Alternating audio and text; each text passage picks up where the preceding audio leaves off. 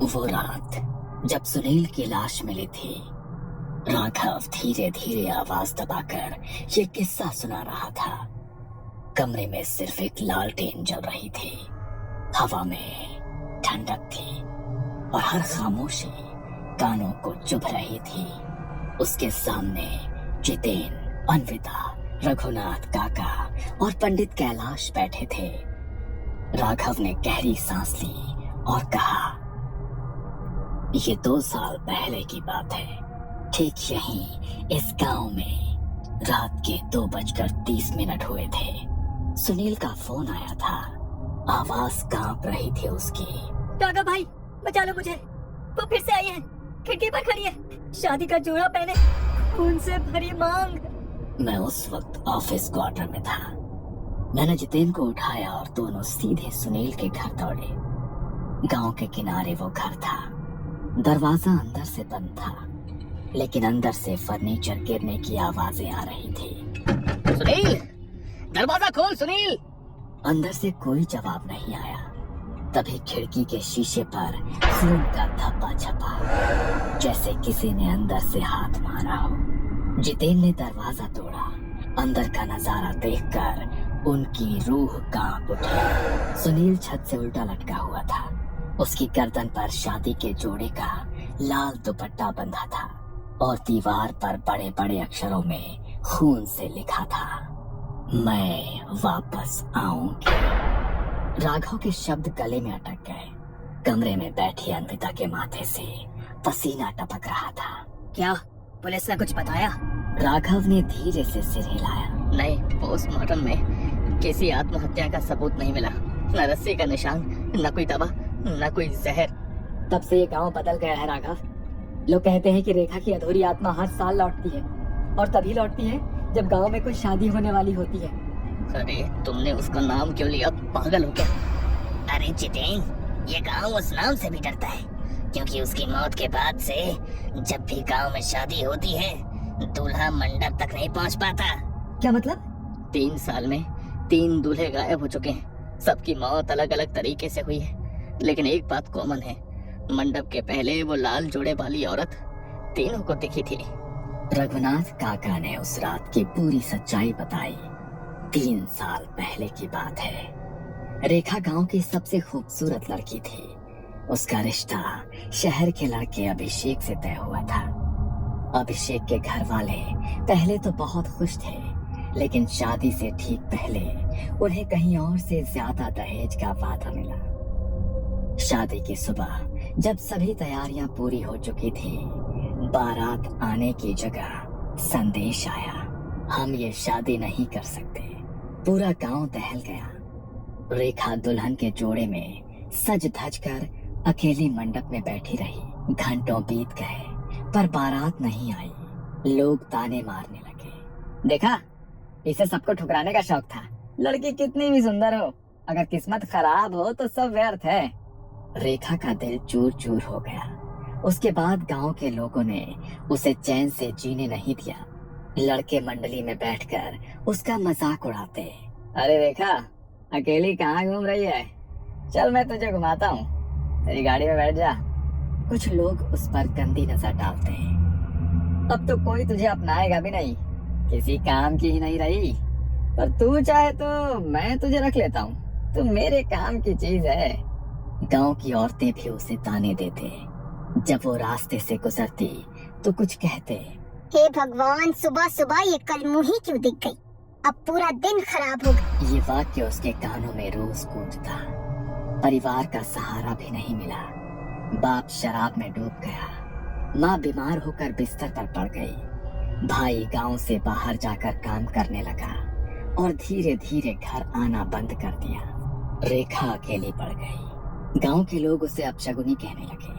उस रात जब पूरा गांव सो रहा था, रेखा ने लाल जोड़ा पहना, माथे पर सिंदूर लगाया, आईने में खुद को देखा और फुसफुसाई, जिस दिन मैं दुल्हन बनी, उसी दिन मेरी जिंदगी खत्म कर दी गई। अब मैं किसी और को भी दूल्हा बनने नहीं दूंगी। उसने कमरे में खुद को बंद कर लिया और जहर खाकर अपनी जान दे दी। रेखा की मौत के एक हफ्ते के अंदर ही उसकी माँ कुएं में गिरकर मर गई। बाप खेत में हार्ट अटैक से बेहोश हुआ और जब लोग पहुंचे तो वो मर चुका था। गांव छोड़ने के बाद उसका भाई का किसी को आज तक कोई पता नहीं चला। अभिषेक ने दूसरी लड़की से शादी कर ली थी, लेकिन शादी के 2 महीने बाद उसकी पत्नी घर की छत से फिसलकर गिरकर मर गई। अभिषेक के माँ बाप का कार एक्सीडेंट हो गया, उसी में उनकी मौत हो गई। अभिषेक खुद तीसरे महीने गांव लौटते समय लापता हो गया। उसकी लाश नदी किनारे मिली। गर्दन पर कुछ कसकर बांधने के निशान थे, जैसे किसी ने उसका गला घोटा हो या फांसी दे दी हो। रघुनाथ काका ने ठंडी सांस ली और सबकी आंखों में देखते हुए कहा, रेखा ने खुद की जान नहीं दी थी, उसने बदला लिया था और अब वो हर दूल्हे को वही सजा देती है जो उसे मिली थी। सुनील की मौत के बाद पूरे गांव पर जैसे कोई पाप का साया छा गया था। पिछले 2 सालों में किसी की भी शादी नहीं हुई थी। जहां पहले शादी ब्याह का मौसम आते ही हर गली सज जाती थी, वहीं अब सिर्फ सन्नाटा पसरा रहता था। लोग कहते थे, जिसने भी मंडप की राह पकड़ी उसने अगली सुबह नहीं देखी। गांव की औरतें जब कुएं पर पानी भरने जाते तो अक्सर एक दूसरे से फुसफुसाते, अगर बेटी जवान हो भी जाए तो क्या करे, यहाँ शादी का मतलब दूल्हे की मौत है। गांव के बुजुर्ग कहने लगे थे कि इस गांव की बेटियों की शादी अब बाहर ही करनी होगी। लेकिन इसी डर के बीच अचानक से एक खबर फैली, रिया की शादी तय हो गई है। रिया गांव के चौधरी हरिनाथ की इकलौती बेटी थी, पढ़ी लिखी, समझदार और बेहद ही खूबसूरत। उसकी सगाई अर्जुन से हुई थी। अर्जुन पास के कस्बे में इंजीनियर था, पढ़ा लिखा, आधुनिक सोच वाला और किसी भी अंधविश्वास पर भरोसा नहीं करने वाला। गांव वालों को हैरानी थी कि क्या अर्जुन और उसका परिवार सच में उस श्राप की कहानी से अनजान थे या फिर जानबूझकर उसे नजरअंदाज कर रहे थे। शादी की तारीख नजदीक आती जा रही थी। राघव, रघुनाथ काका और पंडित कैलाश बार बार चौधरी हरिनाथ को समझा रहे कि इस लड़की की शादी मत कराओ जब तक उस आत्मा का श्राप शांत न हो जाए। लेकिन हरिनाथ का कहना था कि अर्जुन और उसका परिवार इन बातों पर विश्वास नहीं करते और वो शादी नहीं रोकना चाहते। ये सब अंधविश्वास है, भूत प्रेत कुछ नहीं होता है। मैं रिया से शादी करूंगा किसी भी कीमत पर। उसकी बातें सुनकर राघव का खून खौल उठता है। उसे याद था कि सुनील की मौत की रात उसने अपनी आंखों से क्या देखा था। वो औरत लाल जोड़े में, खून से भरी मांग, आधा चेहरा जला हुआ और हाथ में दुपट्टे की कसकर बंधी गांठ। राघव जानता था कि गांव के लोग चाहे चुप रहे, लेकिन रेखा की आत्मा अभी भी वही है और वो किसी भी दूल्हे को आसानी से मंडप तक नहीं पहुंचने देगी। शादी से एक दिन पहले की शाम थी। गांव के चौधरी हरिनाथ के घर बारात की तैयारियां जोरों पर थी। आंगन में रंगोली बनी थी, दीवारों पर लाइट्स टंगी थी, पूरा घर सजा हुआ था। अर्जुन को उसी शाम शादी का लाल जोड़ा देने के लिए रिया के घर जाना था। अर्जुन के पिता सूर्य कुमार उसके साथ चलने को तैयार होते हैं। अर्जुन बेटा, इतना अंधेरा हो गया है, अकेले मत जाओ, मैं भी साथ चलता हूँ। अर्जुन ने मुस्कुराकर उनकी बात टाल दी। चिंता मत करिए पापा, बस आधे घंटे की बात है, बाइक से जाऊंगा, जोड़ा दे दूंगा और लौट आऊंगा। आप यहीं शादी की तैयारी देखिए। सूर्य कुमार मान तो गए, लेकिन हल्दी वाली शाम अर्जुन को अकेले भेजने का उनका मन नहीं कर रहा था। अर्जुन बाहर आया, अपनी पुरानी बाइक पर बैठा और किक मारी, पर बाइक स्टार्ट नहीं हुई। उसने बार बार कोशिश की, पर इंजन खामोश। करीब 10 मिनट तक मशक्कत के बाद अर्जुन ने सोचा कि कोई बात नहीं, पैदल ही निकल जाता हूँ। किसी को कुछ बताए बिना वो हाथ में लाल जोड़े का थैला लेकर गांव की तरफ बढ़ गया। शाम का समय था, लगभग 7 से 7:30 का समय होगा। डूबते सूरज की धीमी रोशनी में वो चलता जा रहा था। उसके मन में रिया को देखने के ख्याल से चेहरे पर खुशी थी। वो रिया के घर पहुंचा। उसने शादी का जोड़ा हरिनाथ के पास दिया। काका, तैयारी कैसी चल रही है? और रिया कहाँ है? अरे बेटा, तैयारियां तो चलती रहेंगी, तुम अकेले आए हो, तुम्हारे साथ कोई नहीं आया? पिताजी आ रहे थे, मैंने ही मना कर दिया। शादी की तैयारी भी देखनी है। वो मैं बाइक से आने ही वाला था, काफी देर तक कोशिश की, बाइक स्टार्ट नहीं हो रही थी, इसीलिए चलकर ही आ गया। अच्छा, रिया ऊपर है, उसकी मेहंदी चल रही है, क्या तुम्हें कुछ बात करनी है? नहीं नहीं काका, चलने दो, मैं निकलता हूँ, अंधेरा होने लगा है। टाइम से घर नहीं पहुँचा तो पापा परेशान हो जाएंगे। आसमान में बादल घिरे थे, चांद की रोशनी कहीं खो गई थी। गांव के बाहर जाते ही रास्ता घने पेड़ों के बीच से होकर जाता था। चारों ओर अजीब सी खामोशी थी, सिर्फ हवा में हिलती टहनियों की सरसर की आवाज गूंज रही थी। अर्जुन के कानों में लग रहा था जैसे कोई उसके पीछे चल रहा हो। वो रुका तो आवाज भी थम गई। वो फिर बढ़ा, फिर वही आवाज। उसका दिल तेजी से धड़कने लगा। उसने खुद को समझाया कि कोई बात नहीं, बस मेरा वहम है। लेकिन तभी उसने बहुत हल्की सी फुसफुसाहट की आवाज सुनी। अर्जुन ठिठक गया। उसने पीछे मुड़कर देखा, कोई नहीं। उसका गला सूख गया। उसने चलना तेज कर दिया। अचानक उसके पैरों के पास लाल चुनरी उड़ी और जाकर पेड़ की टहनी पर अटक गई। अर्जुन के पैरों की ताकत जैसे जम गई। धीरे धीरे उसने सिर उठाकर ऊपर देखा। दूर पुराने पीपल के पेड़ के नीचे एक औरत खड़ी थी, पूरे लाल शादी के जोड़े में, चेहरे पर घूंघट, हाथ में दुपट्टे की कसकर बांधी गांठ। अर्जुन की सांसें थम गई। उसने कांपते हुए पूछा, कौन हो तुम? वो औरत धीरे धीरे आगे बढ़ने लगी। उसके पांव जमीन को छू नहीं रहे थे, कुछ इंच ऊपर हवा में तैर रहे थे। अर्जुन की आंखों के सामने अंधेरा छाने लगा। तभी वो औरत रुक गई और धीरे धीरे उसने अपना घूंघट हटाया। अर्जुन की चीख गले में अटक गई। आधा चेहरा पूरी तरह जला हुआ था। आंखों की जगह खून से भरे गड्ढे, जिनसे लाल बूंदें बह रही थी। उसके होंठ फटे हुए थे, पर उनसे स्पष्ट आवाज निकली, कल तू मंडप तक नहीं पहुंचेगा। अर्जुन वहां से भागने लगा। उसके कदम लड़खड़ा रहे थे, लेकिन डर ने उसे पागलों की तरह भागने पर मजबूर कर दिया। पीछे से ठक ठक की आवाज आ रही थी, जैसे कोई हवा में कूद कूद कर दौड़ रहा हो। अचानक उसे लगा जैसे उसकी गर्दन पर कुछ कस गया हो। उसने हाथ डाला। दुपट्टा, लाल दुपट्टा उसकी गर्दन के चारों ओर लिपटा था और धीरे धीरे कसता जा रहा था। वो किसी तरह घर पहुंच गया, पिछवाड़े से अंदर घुसा और दरवाजा जोर से बंद कर दिया। तभी बाहर से दस्तक होने लगी। फिर अचानक सन्नाटा। अर्जुन दीवार से टिककर जमीन पर बैठ गया। उसका शरीर पसीने से भीगा हुआ था। अर्जुन ने घर पर यह बात किसी से नहीं बताई।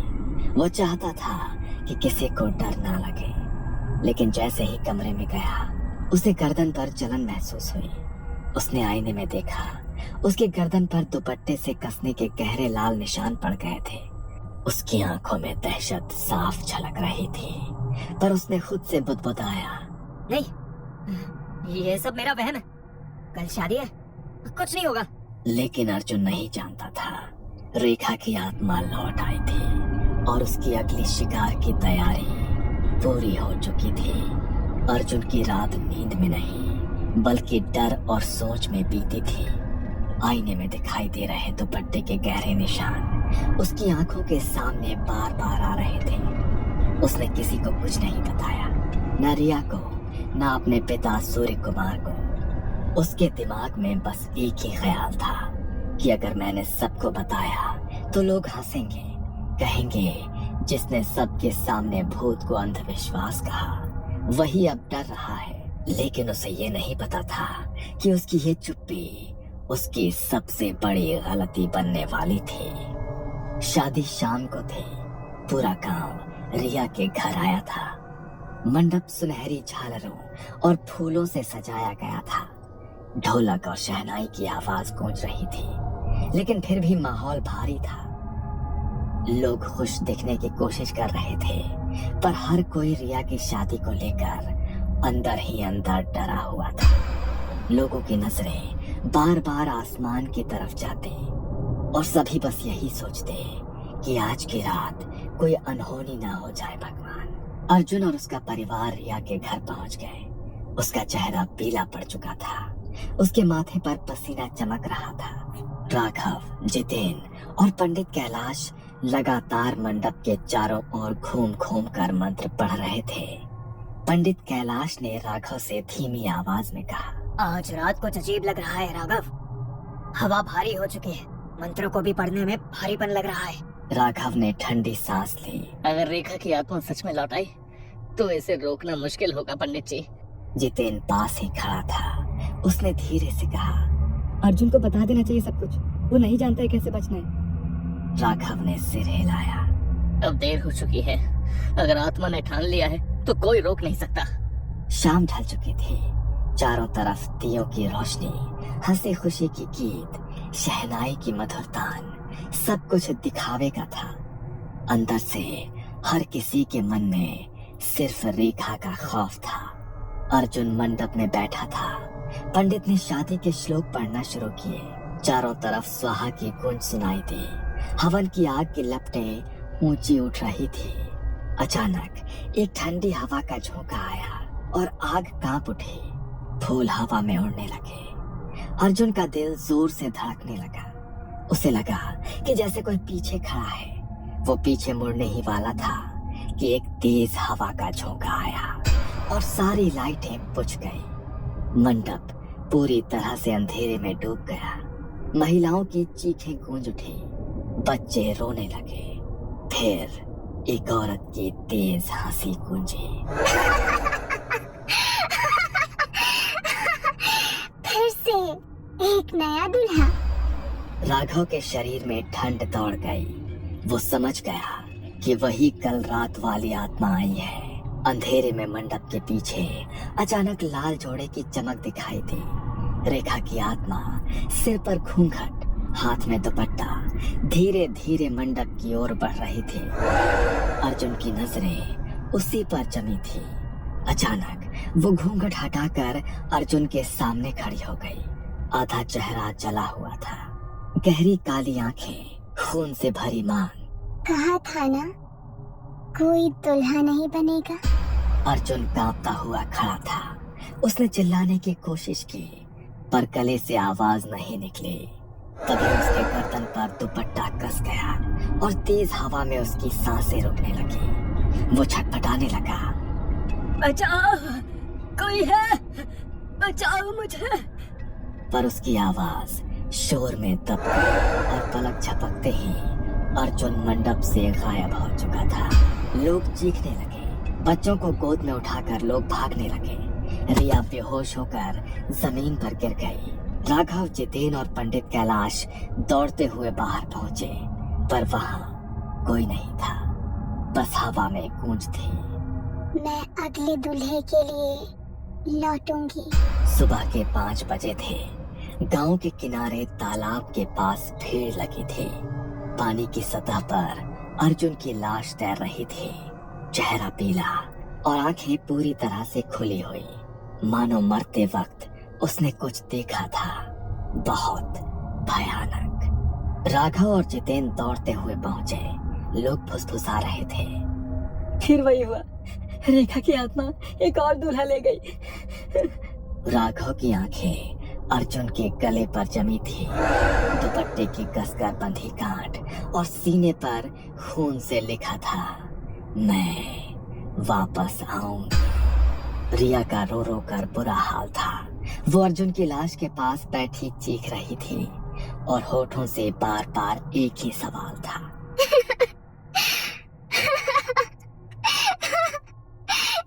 क्यों हर बार दूल्हा ही क्यों मरता है।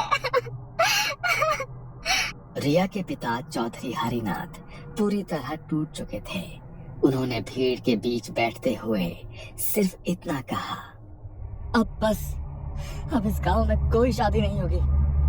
अर्जुन की मौत के बाद कनकपुर की गलियों में फिर वही खामोशी छा गई। लोग अपने बच्चों की शादियां गांव से बाहर करने लगे। लेकिन राघव, जितेन और पंडित कैलाश ने हार नहीं मानी।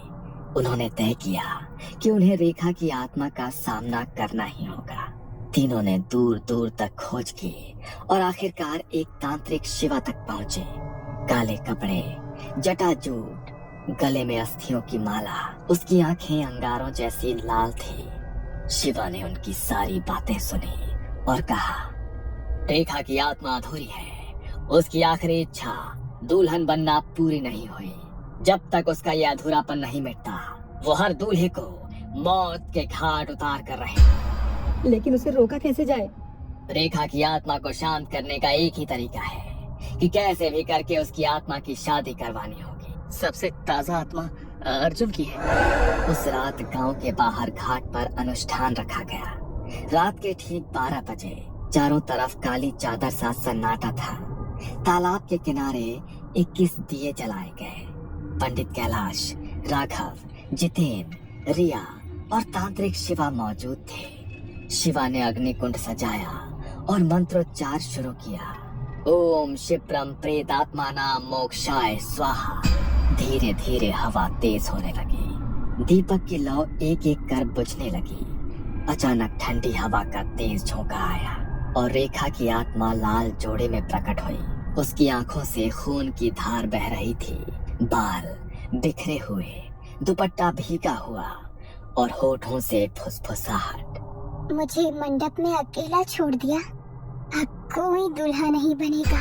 तभी शिवा ने ऊंची आवाज में मंत्र बोला, रेखा, अर्जुन की आत्मा को स्वीकार करो। तुम्हारा अधूरा बंधन आज पूरा होगा। अग्नि में आहुति डालते ही अचानक अर्जुन की आत्मा प्रकट हुई। सफेद कपड़ों में, खाली आंखें, लेकिन चेहरे पर शांति। रेखा की आत्मा उसकी तरफ मुड़ी, पहले चीखी और फिर धीरे धीरे रोने लगी। अर्जुन, अब कोई दुल्हन नहीं बनेगी जब तक मैं दुल्हन नहीं बनती। तांत्रिक ने विशेष प्रेत विवाह विधि करवाई। अर्जुन की आत्मा और रेखा की आत्मा को अग्नि के चारों ओर 7 चक्कर लगवाए गए। 7वें फेरे के बाद हवा अचानक से बंद हो गई। रेखा की आंखों में आंसू थे। उसने रिया की तरफ देखा और धीरे से कहा, अब कोई दूल्हा नहीं मरेगा। धीरे धीरे रेखा और अर्जुन की आत्माएं अग्नि कुंड की लपटों में समा गई। उस रात के बाद कनकपुर में कोई मौत नहीं हुई। रेखा की आत्मा शांत हो चुकी थी और गांव में शादियां